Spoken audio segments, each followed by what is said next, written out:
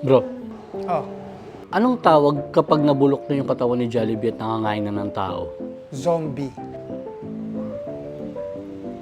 Yan ang tawag sa maraming ngipin. Hindi to nangangagat pero nananabunot.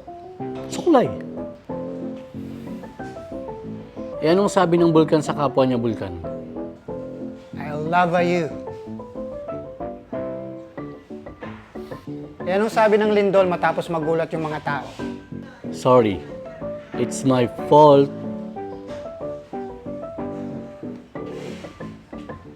Anong tawag sa bagay na kapag lumawak, mas lalo kang walang makikita? Kadiliman.